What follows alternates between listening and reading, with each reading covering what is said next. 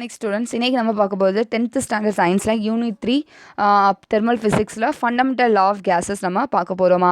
Law of gases Lana இதில் வந்து 3 law சொல்லியிருக்காங்க. Boyle's law, Charles law, Avogadro law. இந்த கொஸ்டின் வந்து இம்பார்ட்டன்ட் கொஸ்டின். அடிக்கடி வந்து 4 மார்க்கில் கேட்கலாம். 2 மார்க்கில் தனியாக Charles law, Boyle's law, Avogadro law அந்த மாதிரி கேட்பாங்க. இல்லைனா 4 மார்க்கில் வந்து கொடுக்கலாம். 7 மார்க்கில் வந்து ஒரு பிரிவாக கூட கொடுக்கலாம். இம்பார்ட்டன்ட் கொஸ்டின்ஸ் மறக்காமல் இதை படிச்சிருங்க. பாயில்ஸ் லானா என்ன சொல்கிறாங்க, டெம்பரேச்சர் வந்து கான்ஸ்டண்ட்டாக வச்சுக்கிறோம். வால்யூம் வந்து எதுக்கு இன்வெர்ஸ்லி ப்ரொபோஷனலாக, ப்ரெஷருக்கு இன்வெர்ஸ்லி ப்ரொபோஷனல். இன்வெர்ஸ்லி ப்ரொபோஷனல் டிவைடாக வந்துச்சுன்னா அதை வந்து இன்வெர்ஸ்லி ப்ரொபோஷனல். இந்த வந்து அதை ஆல்ஃபான்னு சொல்ல மாட்டாங்க, ப்ரொபோஷனல்னு சொல்லுவாங்க. இப்போ பி இன்வெர்ஸ்லி ப்ரொபோஷனல் 1/v அதை தான் சொல்கிறாங்க. டெம்பரேச்சர் வந்து கான்ஸ்டண்ட்டாக இருக்கும்போது அப்போ அதுக்கப்புறம் என்ன ஆகுது, கான்ஸ்டன்ட் டெம்பரேச்சர் இருக்கனால பிவி ஈக்குவல் டு கான்ஸ்டன்ட் அப்படின்னு நம்ம வச்சுருக்கோம். நெக்ஸ்ட் வந்து சார்லஸ் லானா என்ன சொல்கிறாங்க, இதில் வந்து ப்ரெஷரை வந்து கான்ஸ்டண்ட்டாக வச்சுக்கோங்க.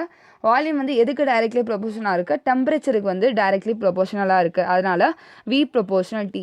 டைரெக்ட்லி ப்ரொபோஷனல் இருக்கனால அங்கே 1/, வராது, வி ப்ரொபோஷனல் டீன்னு சொல்லுவாங்க. அப்போ v/t equal to constant. Avogadro லானா என்ன வச்சுருக்காங்க, இங்கே வந்து டெம்பரேச்சரும் ப்ரெஷரும் கான்ஸ்டண்ட்டாக இருக்குது. வால்யூம் வந்து எதுக்கு டைரெக்ட்லி ப்ரொபோஷனலாக இருக்கா, நம்பர் ஆஃப் ஆட்டம்ஸ்க்கும் மாலிகுல்ஸ்க்கும் டைரெக்ட்லி ப்ரொபோஷனலாக இருக்குது. அப்போ இங்கே v proportional n, v/n equal to constant. Avogadro number is the total number of atom per mole of the substance. Avogadro நம்பர்னா அந்த பெர் மோல் உள்ள டோட்டல் நம்பர் ஆஃப் ஆட்டம் சொல்கிறது அவகேட்ரோ நம்பர். இதோட வேல்யூ எதுக்கு சொல்லியிருக்காங்க, 6.023 × 10⁻23 per mole. இந்த value அதனால் ஞாபகம் வச்சுக்கோங்க. நெக்ஸ்ட்டு வந்து நம்ம கேஸஸ், இந்த 3 கேஸஸ் பார்த்தோமா, 3 லா பார்த்தாச்சு. இப்போ கேஸஸ்லேயே ரியல் கேஸ், ஐடியல் கேஸ் அப்படின்றாங்க.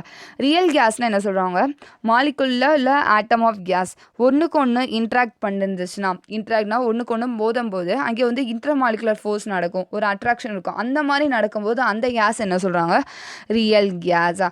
இதான் சொல்கிறாங்க, இன்ட்ராக்ஷன் நடக்கும்போது கேஸுக்கு மாலிகுல் இல்லை ஆட்டம்குள்ளேயே இன்ட்ராக்ஷன் நடக்கும்போது அந்த கேஸில் வந்து என்ன சொல்கிறாங்க, ரியல் கேஸ் அப்படின்றாங்க.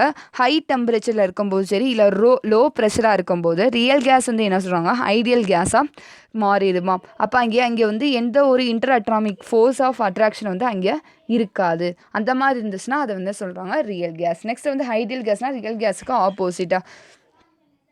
இப்போ ஐடியல் கேஸ்னால் என்ன, அங்கே வந்து மாலிகுல் ஆஃப் கேஸ்க்குரிய இன்ட்ராக்ஷன் வந்து நடக்காமல் இருந்துச்சுன்னா அது என்ன சொல்கிறாங்க, ஐடியல் கேஸ் இல்லை பெர்ஃபெக்ட் கேஸ் அப்படின்றாங்க. ஆனால் மாலிகுல் ஆஃப் எனி கேஸ், எந்த ஒரு கேஸாக இருந்தாலும் அங்கே வந்து இன்ட்ராக்ஷன் நடக்குமா. அப்படி அந்த இன்ட்ராக்ஷன் வந்து நம்ம குறைக்கணும்னா, அப்போது ப்ரெஷர் வந்து கம்மிப்படுத்தினாலும் சரி, டெம்பரேச்சர் வந்து அதிகமாக இருக்கும்போது அங்கே வந்து intermolecular force of attraction கம்மியாக இருக்கும் ஐடியல் கேஸில். அப்போ ரியல் கேஸ் வந்து என்ன ஆகுது, லோ ப்ரெஷராக இருக்கும்போது, ஹை டெம்பரேச்சராக இருக்கும்போது அது பெர்ஃபெக்ட் கேஸாக மாறிடுது.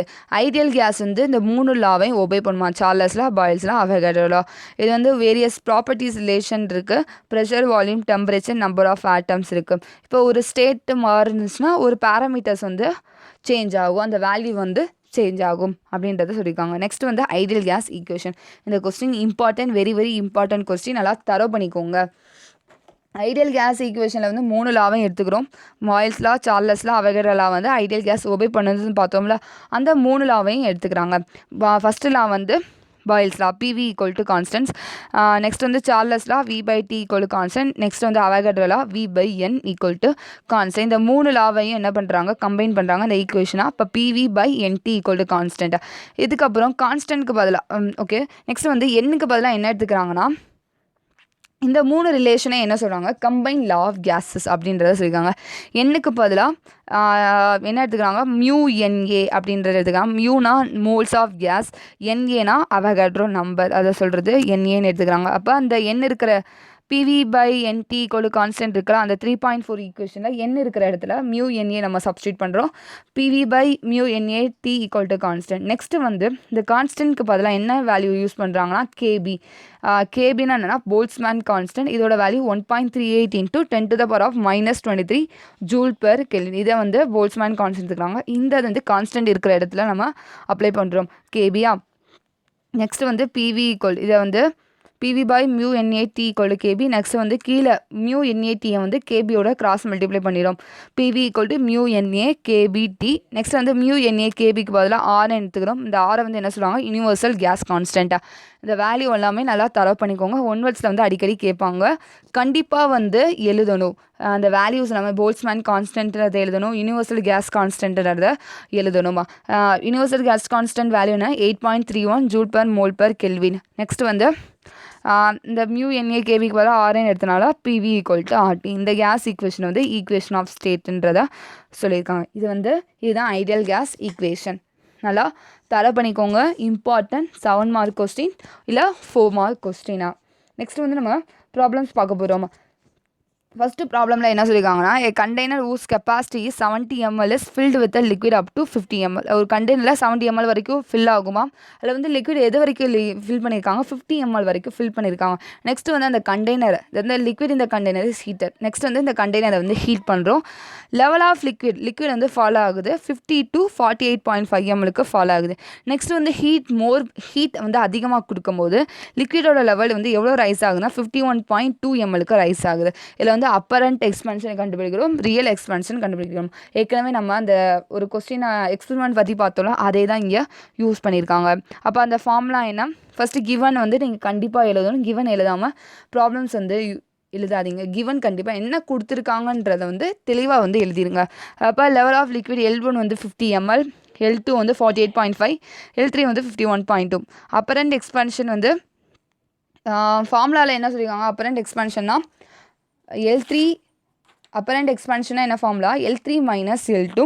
ரியல் எக்ஸ்பென்ஷன் வந்து L3 மைனஸ் L1. இங்கே வந்து L2ன்னு போடாமல் இருக்காங்க, L3 மைனஸ் L2 போடணும்.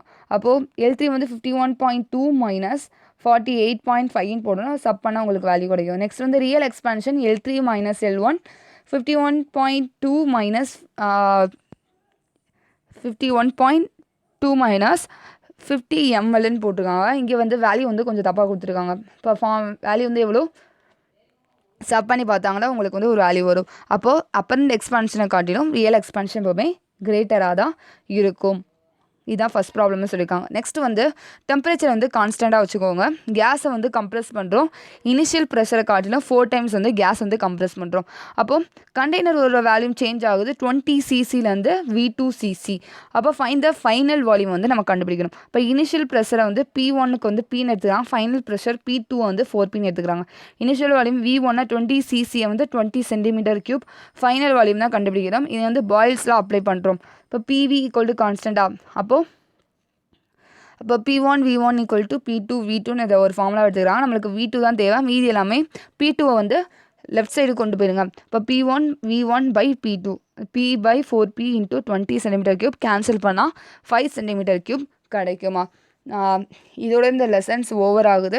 நெக்ஸ்ட்டு சேனலில் நெக்ஸ்ட்டு வீடியோவில் நெக்ஸ்ட்டு லெசன் நம்ம பார்க்கலாமா. Thank you students. இந்த சேனலை சப்ஸ்கிரைப் பண்ணுங்கள், உங்கள் ஃப்ரெண்ட்ஸ்க்கு ஷேர் பண்ணுங்கள், கமெண்ட் பண்ணுங்கள். தேங்க்யூ.